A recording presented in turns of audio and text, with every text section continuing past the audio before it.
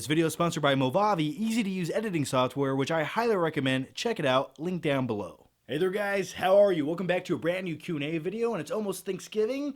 It's a great time to eat turkey with your family and those little doubled eggs with the yellow stuff in it. I don't know what the yellow stuff is, but I just want to take a bath in it. And it's almost Black Friday, a scary time of year where you get to go out amongst the unwashed masses to buy things that you don't want, don't need, to impress people that you don't like, and I'll be there. Because I want to save a few dollars on 4K Blu-rays this year. So I'll probably make a video, look out for that. But let's just dive into the questions, and here we go. What's the best movie to watch around Christmas time? My go-to movies around Christmas time: Home Alone 1, Home Alone 2. I think I enjoy rewatching Home Alone 2 because it just has more in it. Like the pigeon lady who's disgusting. I can't look at her when I eat. But I like Duncan's toy chest. I like the toy store. I like the traps in Home Alone 2. One of my favorite scenes of all time that still makes me laugh and giggle like a little kid is this right here.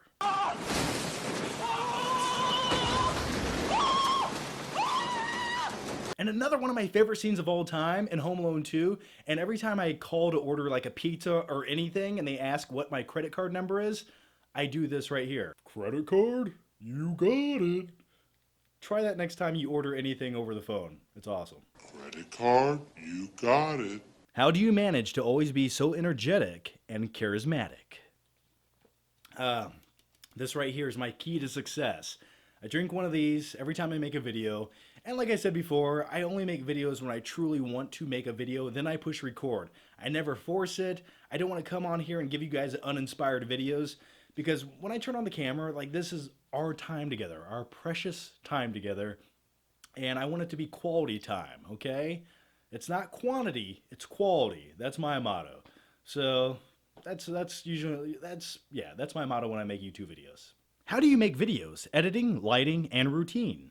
And before I actually show you my routine on how I make videos and edit videos and things like that, and it's kind of a sad, scary process, I wanted to let you know that this video is brought to you by Movavi. It's an awesome editing software. If you guys make YouTube videos and you want something simple and easy to use that's effective and professional, I highly recommend this editing software. And this Black Friday, they're having a 70% off sale on their software. So if you guys want a good deal on software and you don't like what you're using now, try this out. I'll put the link down below. I highly recommend it. Check it out. With Movavi Video Editor Plus, you'll find everything you need to make YouTube videos or movies: chroma key, slow motion, reverse, and animation. They have a huge built-in collection of footage, music, and more. With the Movavi editing software, you can add multiple video tracks and audio tracks. That way you can have professional-looking videos. And by the way, for about the last 8 years on YouTube until recently, I was using software where I could only have 2 video tracks. Yeah, that's really hard to make a really good video.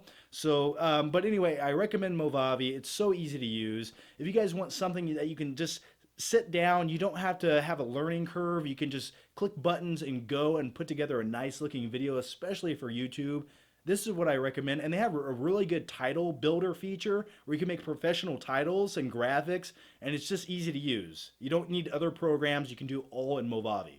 And they also have Movavi Screen Recorder where you can capture everything happening on your screen. It's so easy to use. You click one button. I'm actually using it right now to make this video. And along with that, it has one of the fastest video converters by Movavi, where you can convert any file to any format to any device. And not only video, you can also convert pictures and music. And you can also check out the Movavi Video Suite, which features all the programs I just mentioned in one place. And as a guy who hates overly complicated and convoluted editing software, because I make YouTube videos and edit YouTube videos, I like things that are simple, easy to use, that make professional looking videos, and I can just click and go and have fun in the editing process and not punch myself in the face. And this is the kind of software I highly recommend if you feel the same way. So definitely check it out. Link down below. This Black Friday from the 23rd to the 25th, you can save up to 70% off their editing software, their video converter, and multiple other programs. If you want to check it out, once again, the link is down below. It's so easy to use, and you'll have great looking YouTube videos or short films or whatever it is you do. So big thanks to Movavi for sponsoring this video. Okay, so as far as how I make my videos and my routine, what I typically do is before I make any video, oh, by the way, hey, whoosh, that's me. That's my camera. That's me looking at my monitor. So what I'll do is I'll come over here for about an hour and a half on YouTube and listen to epic music that gets me motivated and pumped up.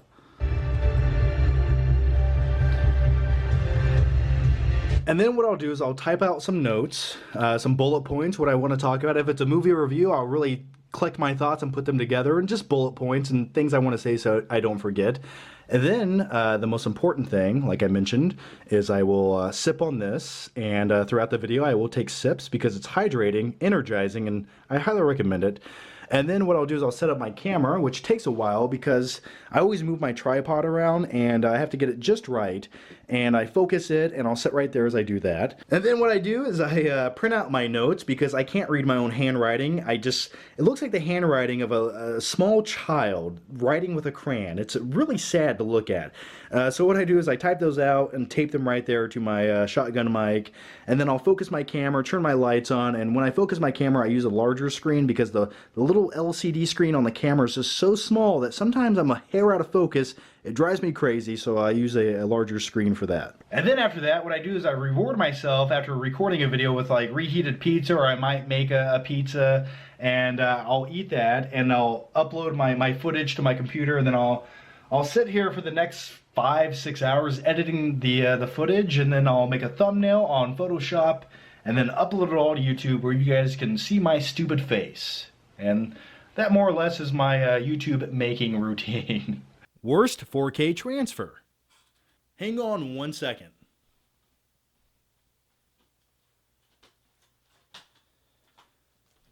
All right. Whoa. Okay. This right here is a terrible Blu-ray on 4K. Do not buy this. It's still in the plastic because I had 2 copies. And I watched the other one. I am going to keep it for now, even though I hate it. And I might just give this away in my Blu-ray collection video because I want someone to see how bad this looks. This here looks nothing like the original movie. This is cold, dark, and bleak, and it's overly color graded, where it took out all the saturation in the previous movie, or the previous release, and just, it's gross looking. And there's just little changes that are not... James Cameron is kind of turning into George Lucas. He can't stop tweaking with his previous movies, and he's making them worse with every change or every edit. For example, and it's a minor change, and I don't know why I'm even bringing it up, but in the beginning of this movie, where you have the T-1000 Robert Patrick, where he's bent over and his balls are dangling, they actually put like a digital rock to cover that up. And it's like, why did you do that? I want to see that. Don't judge me, but I'm just saying, like, it reminds me of my childhood. Robert Patrick's balls, yeah. So anyway, that's like one minor change. What's the most annoying thing people do at the movie theater? I could go on for 25 hours about things that annoy me in the movie theater, but one thing that really just bugs me lately in recent years is when you watch a movie and people clap at the end of the movie. There's no one from the movie in the audience. There's no directors, producers, actors. They're just clapping at a screen. And the thing that bugs me most about that is when they do it to a mediocre or bad movie, people clap for that.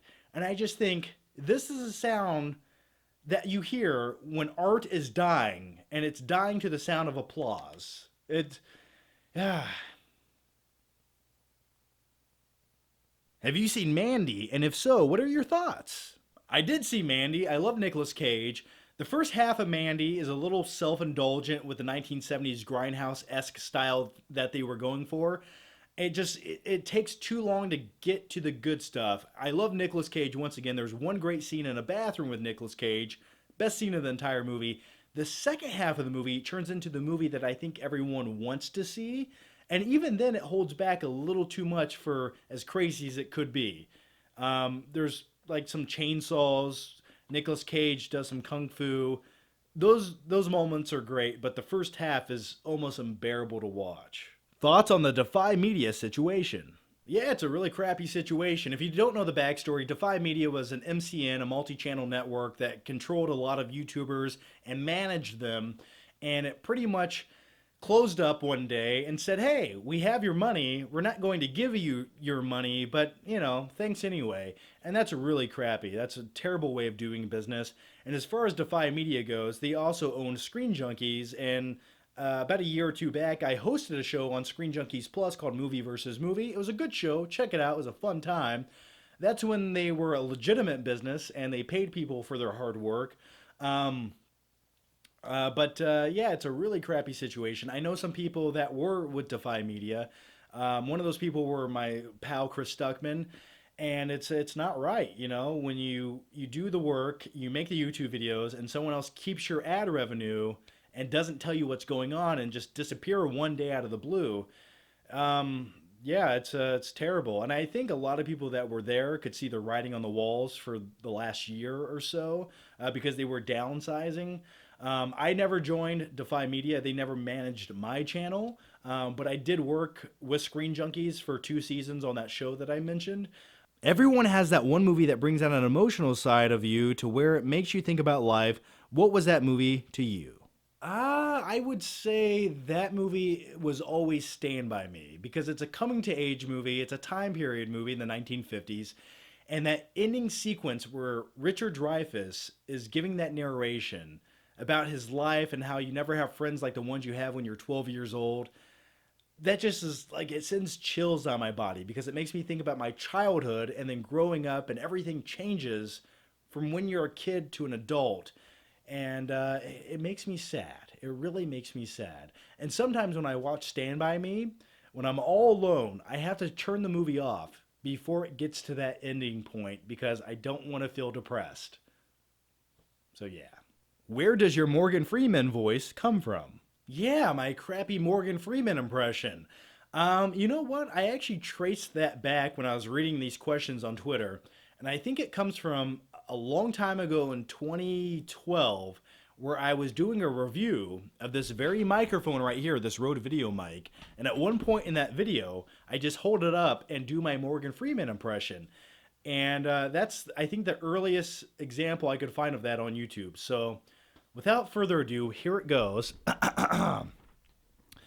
My name is Morgan Freeman, and this is a Q&A for the Flick Pick channel. Not very good. I know. So let's go to the next question. How would you make Venom 2?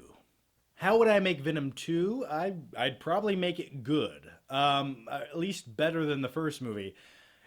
Some people like Venom 2, and that's fine. I watched that movie and I think this just feels so formulated. It feels like a product, and it feels like by the third act of that movie, they stopped trying. And that's coming from a guy who loves the character of Venom. I like Tom Hardy. Like, Tom Hardy's my man crush. The movie Warrior, featuring Tom Hardy, is one of the reasons I ever started going to the gym.